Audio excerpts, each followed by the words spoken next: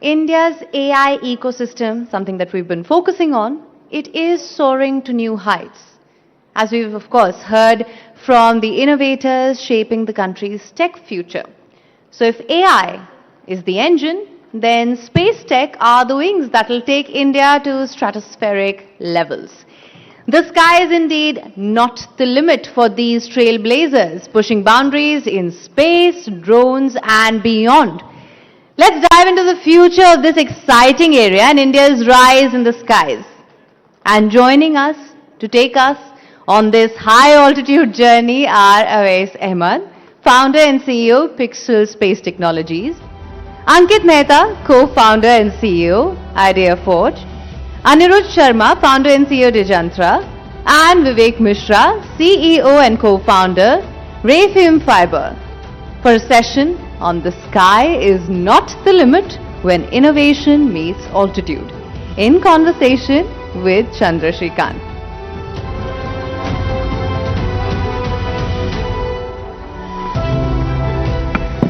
Thank you so much. I know many of you are coming from different cities.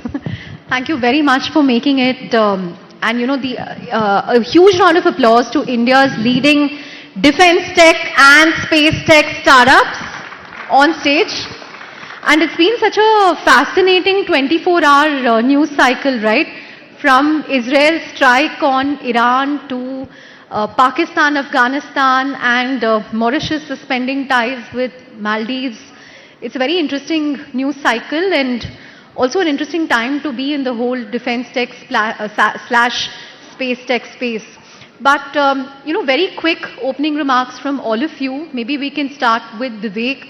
When we were chatting earlier, you spoke about how the intent was there, but it was Operation Sindoor which really gave that impetus. It underscored the importance of having our own defense technology. How has the last year been like, execution-wise, demand-wise, and what's the next year looking like for you? So, as we were chatting earlier, there have been a lot of talks about modernization of Indian Defence Forces, and there have been a lot of work. But then I think what happened over the last year, that really gave an impetus and understanding of what is the current state of the art and what we should do in order to either get to the state of the art or cross it, because defense has always been a cat and mouse race. So you develop good offensive systems, the other party will develop good defense systems, and you have to keep doing this. And we are seeing a lot of changes as far as the policies are concerned in procurement, the modernization, the upgradation, and all is being reflected in the new version of DAP that has come in. And I see this particular accelerated growth will keep on happening over next 5 to 10 years, which will take us far beyond the state of the art. Right. Wes, if I look at Pixel, you're seen as a commercial Earth observation company, but your sensors see things that others can't. So how big is the actual Indian defense appetite for your data right now? And are we seeing the government move from, interested to signing major contracts? Yeah, I think space technology has for the longest while been what you classify as dual-use technology, right? So we started with wanting to build a health monitor for the planet, build a planetary intelligence for what's happening on different parts of planet Earth, whether that's environment, agriculture, oil and gas, mining, etc. But then, as you rightly said, I think defense and intelligence has always been a big buyer of satellite imagery and satellites, the products that we provide. And I think over the last 10 to 12 years, we have seen China being sort of, only having China's National Space Agency do stuff, to now there being hundreds of space startups in China. We have seen what US has done over the last 3-4 decades with so many private companies, obviously SpaceX, Starlink leading the race, but many others following. And I think that phase for India, where ISRO has done a wonderful job over the last 4 decades, 5 decades that they've done, but you can't only have one agency doing all of it. And so that's where I think 3 to 4 years ago, when the government announced intentions of liberalizing space and opening Yeah. up space to private companies, that's also, I think, a major factor for that was indigenous defense capabilities in space, right? Space is going to be the next domain for warfare, whether we like it or not. We moved from land to water to air to cyber to now space. And being able to see what other countries are doing, just having awareness of what's happening across our borders, especially, I think, is become a key factor. And we have seen, especially the last 2 years, the government move from being interested in, okay, what are startups in the country doing, to now actually signing contracts. And the last 2 years have been very productive in that regard. They're still, we are still probably 5 years behind where China is. We are 10 to 15 years behind where the US is. But I think the pace at which I have at least seen the Indian Air Force or other agencies move has been like really heartening to see. So hopefully we should be able to catch up in a very short while. Great. Um, Ankit, there is a lot of talk about Make in India, but we know that many of the components still come from abroad. So how truly independent is an Idea Forge drone today? And if global supply chains were cut off tomorrow, could your platforms, still fly for the Indian Army? It's a great question. I think we were having a brief chat about that right outside as well. I think yes, it's obviously the short answer to the last part of the question is that yes, irrespective of any disruption, we will be able to get our systems out there and get them flying. There are three ways in which you have to look at this entire supply chain problem, right? The first is that you have to look at the problem of cybersecurity. You have to ensure that nothing that you buy from anywhere, including from the country, is something that can be sabotaged. Most vectors for sabotage will be communication, electronics, etc., like what we saw. So having nothing that comes on the hardware side from any adversary is very critical. Owning the software, in most cases, even writing the software is important so that you know that there is basically nothing coming from outside. The second part is strategic autonomy, which is about ensuring that even if there is an embargo, you are still able to build and do with the assets that you have what you want to do with those assets. And strategic autonomy is something that you can build by multiple ways. One, you can build local capability, which is very important. You need to build as much as possible from the smaller and smaller building blocks. The second method is to ensure that you have more suppliers for the same outcome. You want an outcome, you basically want something that can image, let's say for example. So you should have enough suppliers, even if it is not done today in our country, we should have enough suppliers so that we do not get hit and there is diversification there. So that is another way of doing it. And there is absolutely no denial that most of the economic value, which is the economic value or the indigenous content by value, is another aspect which is important for the economic well-being of the country. Yeah. Because we spend a lot of money in buying defense equipment. So if most of that money is spent on Indian technology, Indian capability, on Indian products, then I think we are moving the needle on all three elements which are crucial for this supply chain problem. So as far as Idea Forge is concerned, I think for years now, our indigenous content has been very high because we build pretty much everything from the building blocks. Right. But broadly, on an average, a drone in India today, what's the dependence like for components from abroad? See, earlier, about a year and a half back, there was heavy dependence on China.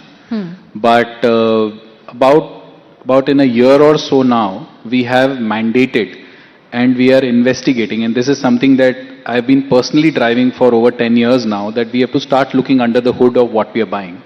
Because under the hood is where the risk lies, right? Even if it is something that is delivered by an Indian entity, what's under the hood is important, and we have started to do that peeping inside the hood. And that has changed the dependence on our, certain geographical neighbors who we believe there is a risk from. And that at least is something that all future procurements are going to ensure that is nothing coming from that risk. We may still have dependency on the rest of the world for things like chips, maybe the fiber that comes on the carbon fiber or certain chemicals, certain metals. There will be other things that we may have dependencies on.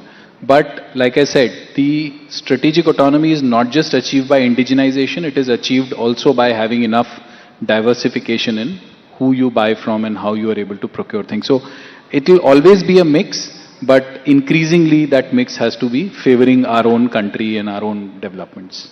Right. Anirudh, at Digantara, you are building the radar for space.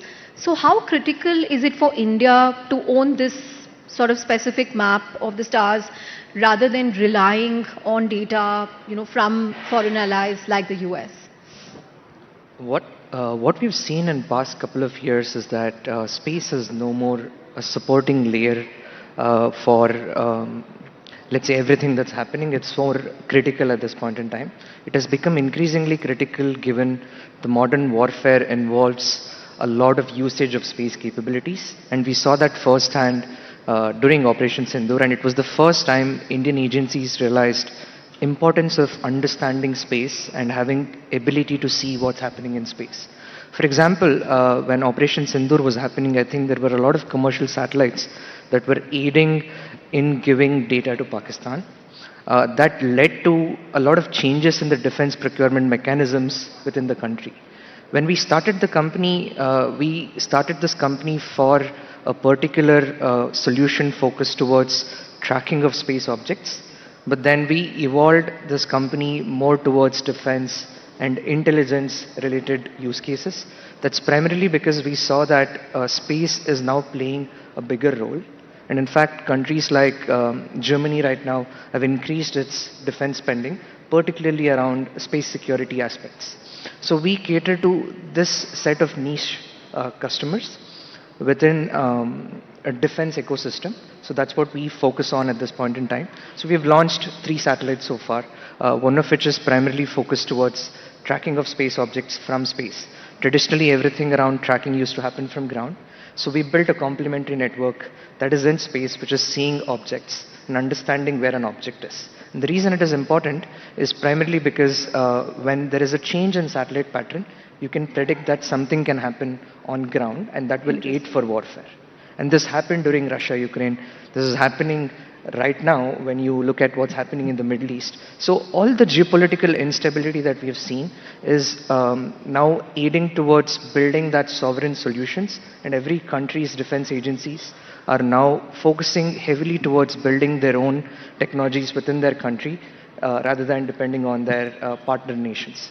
And that is one thing that led to a lot of surge in what we were doing. When we started this, we didn't know who the end customers were, because what we started was for catering to commercial clients around space industry. But now we have evolved into more defense, given all the changes that we've seen in geopolitics. Right, which brings me to a broader question. Abhay and Anirudh, do you now see yourself as dev tech rather than space tech startups? Or is it dev/space? I mean, is there a convergence that's happening? And is this, not just for geopolitical reasons that he outlined, but also for commercial reasons that, this is perhaps a bigger business opportunity for you than just over-indexing on business that you could get from an ISRO or a NASA? Yeah, I think most space tech companies, since space tech companies began, have always been in some part dev tech companies. Even 5 years ago or 6 years ago, when we were having the first conversations with investors, and they would ask us, okay, fast forward 5 years or 10 years, where would you see your revenue coming from? The answer always was 60-40 commercial defense, right? And whether that 60 is commercial or 60 is defense depends on which kind of use case you are in. In our case, I think what I like to say is our data and our satellites help bring more sustainability to the planet, which is the environmental aspect, but they also help bring more transparency to the planet. And the transparency aspect is your defense aspect, right? What's happening across the borders? Is some bad actor building nuclear facilities they're not supposed to be building? Is someone growing illicit crops that they're not supposed to be growing? Is someone doing some kind of chemical, biological weapon testing that they should not be doing? All those are, I think, important aspects of having transparency in the world. When Russia was mobilizing its forces a few years ago at the borders of Ukraine, how did Ukraine know to prepare itself? It's because various different imaging satellites were looking at the borders and knowing that, okay, there's a mobilization happening, which helped Ukraine maintain a semblance of the sovereignty that they're able to sort of fight over the last few years, right? So I think that transparency is important. So in our case, yes, I think we depends on, we always joke, depends on which investor we are speaking to. If it's a climate investor, we're a climate tech company. If it's a defense investor, we're a def tech company. But all of that is under the umbrella of us being a space tech company. I think that's the core of it. Half of the business or 40% of the business tends to, just by the virtue of who's the buyer, comes from defense tech. Great. Vivek, we've seen drones being used as workhorses in modern conflict, moving fuel, weapons, and food. But are Indian-made drones ready to move from, testing to becoming the primary logistics backbone for our soldiers? So we were the first ones to supply logistics drones to the Indian Army. So it's been around 3 years. There are hundreds of drones that are working at the high altitude where logistics had been a challenge. I don't know, you would have traveled to the northern and eastern borders. So when it starts snowing, there is 40 feet snow. And going even for a 5-kilometer aerial distance would take 2 weeks to even get a medicine out. So now, it's a reality. For last 3 years, drones have been used. They are being used right now as we speak for logistics purposes, where anything from ammunition to medicine can be supplied. Right. Coming to you, Ankit, if I look at the Indian's defense procurement process, it's always been seen as something which is, slow and complex. So what's the one big bottleneck in the current system that, prevents it from deploying thousands of drones, as some of our adversaries do, or is that changing? Because you also told us about your recent interactions that gave you a lot of hope about the pace of procurement. No, absolutely. I think I would say for at least certain category of drones, if it is not the strategic surveillance category of drones that is typically runway operated, looking at extremely long ranges and long distances, I think if it is not that category, then for the last, I think, since actually 2020, there has been a cycle of rapid procurements in that aspect, and those were enabled by DAP 2020, where fast-track procurement, or for example, the way our emergency procurements have happened over the last few years. So the pace of induction of this technology had already started to grow, particularly in these emergencies, and that sense of emergency has continued from 2020. There was a small lull in 24, but again, Ops Sindoor has picked up that sense of emergency, and we have had, again, cycles of emergency procurement. But DAP 2020 already enabled another method of procurement, which was fast-track procurement, which is another vector that is leverageable and is likely to be leveraged for more procurement, so that, things come to the armed forces faster, because they have to fill their needs today in terms of being prepared for any eventuality. If I look at what's coming in the new DAP, again, this is actually being strengthened even further. And this is being looked at as a means of procuring a certain category of systems which are fast moving, where the technology is evolving much faster. The life of the asset is not intended to be the life of many of these strategic assets. Many of these strategic assets in our country have lived with us for 30, 40, 50, even in some cases 60 plus years. If the category of systems is not in that category and the technology is evolving fast, obviously the long strategic buying processes won't stand up to the scrutiny of the needs of our forces.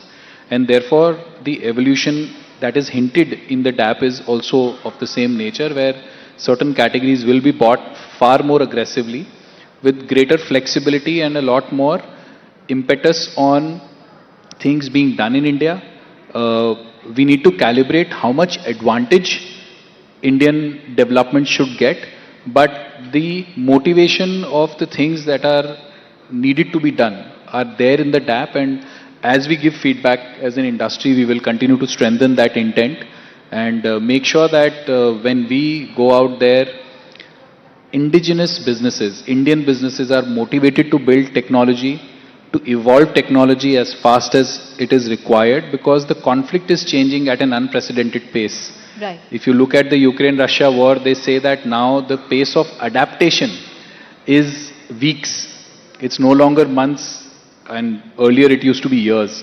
So it is absolutely necessary that we are setting ourselves up for the war of the future, which is going to have these elements. And a lot of impetus on unmanned is going to be very important because the fight in many cases will be started and finished in some cases when you are defending against unmanned systems, and your evolution on that has to be very rapid. Right. A question for Anirudh and Awais. Now, both Pixel and Digantra have set up bases in the US to cater to defense clients. Now, does building for US ever conflict with, being an Indian origin startup, and how do you sort of ensure that the best of your innovation stays sovereign, for India?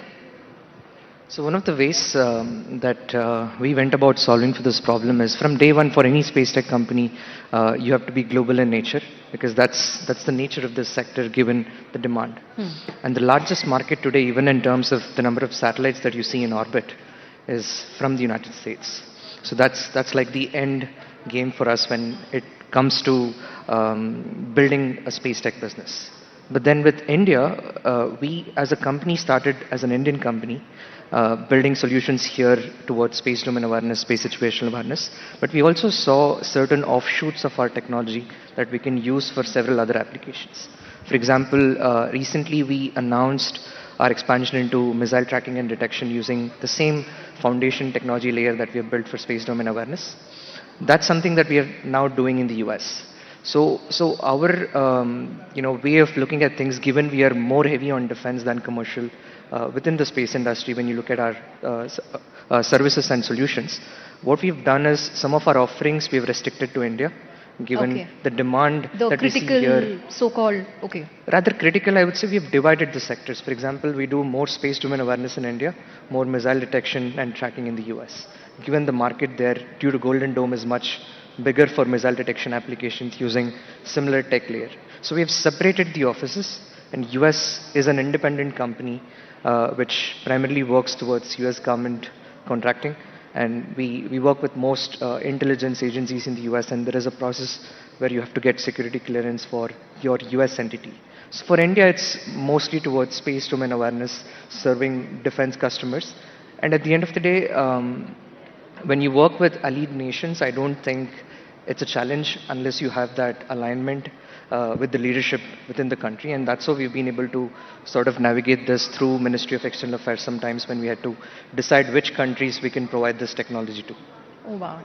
Well, Yeah, so I think from day one we had an office in California, we had an office in Bangalore. And the reason for that is, look, if you are working in space tech or especially defense tech, especially space tech and imaging, you cannot ignore the US government and the market that they sort of bring in.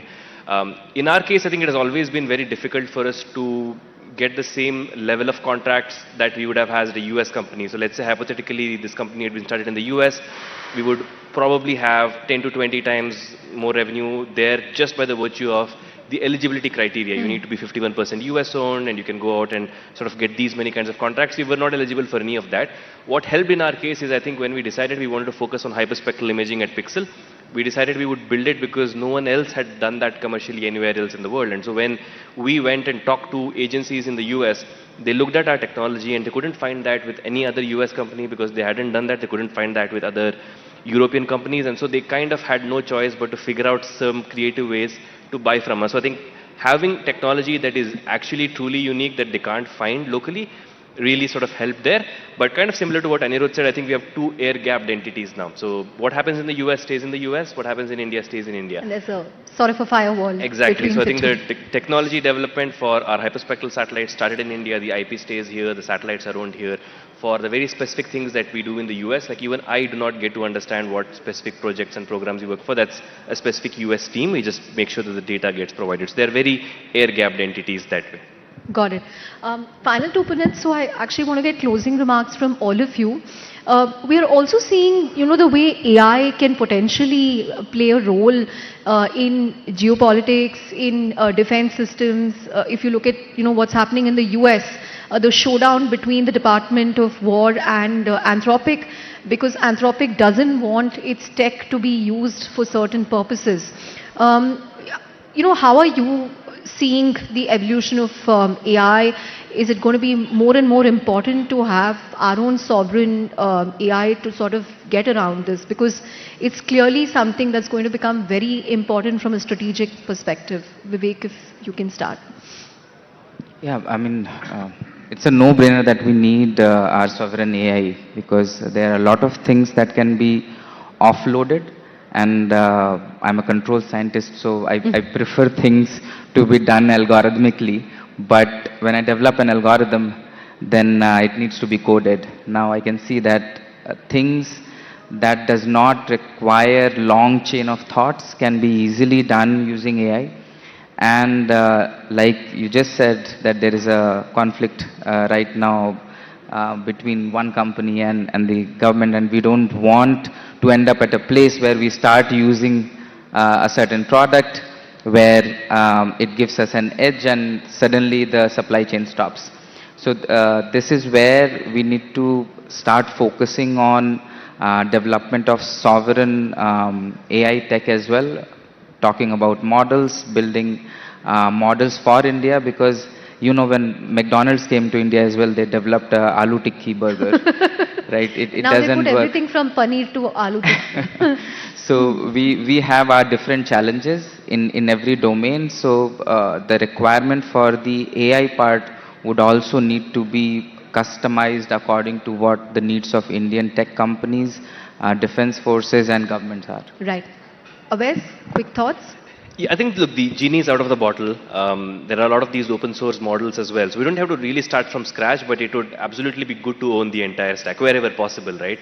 When we sort of look at chips, there is one company which is in a very small island that could be geopolitically cut off at any point in time that not just us, but the US and Europeans buy from.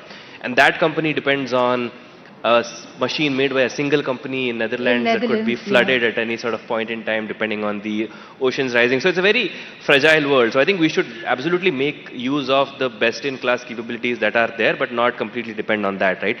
Having companies like Servom build our own internal capabilities, and with the genie being out of the bottle, with a lot of these open source models that we can take and now host on everything. So I think it becomes very critical. All of us here, I think we have seen this in different ways, whether building drones or satellites. Supply chain has been like a big thing in our minds, that regardless of how cheap or easy it is to buy things from China, we would never do that just because it could be cut off at any point in time. Our customers wouldn't buy from us. It's very similar with AI, but I think there's also other consideration, right? I mean, how many of us have not used ChatGPT and Claude? I think almost every single one of us has, and there's a tug of war between mass surveillance capabilities. Would we really want to put proprietary information of our company and ask Claude and ChatGPT, hey, how do I write an email to this and it's confidential information? Right. No, right? So I think it becomes important, especially in our sector for sure. Right. 10 seconds, 10 seconds. Yeah, I think there are so many India-specific problems that I don't think mere copy and paste will work. In fact, if you look at the companies that are doing work on the India AI mission, many of those problems are so unique to India that we will have to solve those problems ourselves.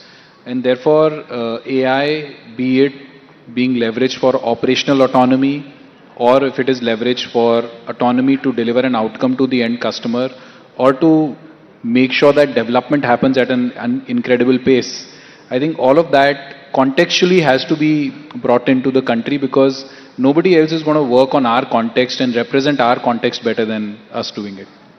Anirudh, last word? I think the modern day warfare has changed more towards sovereignty and adaptability. Every country today is focusing towards building sovereign solutions, be it for AI, defense, space. So at the end of the day, it's all about control, and how do you get to control it when there is crisis. Because of that, I think for deterrence, awareness is important. So that's what I would like to say. Great. On that note, a huge round of applause. I don't want to call them rocket boys, but huge round of applause for India's defense tech, space tech startups here. And here's wishing you all the very best. Thank you so much for coming to Rising Bharat.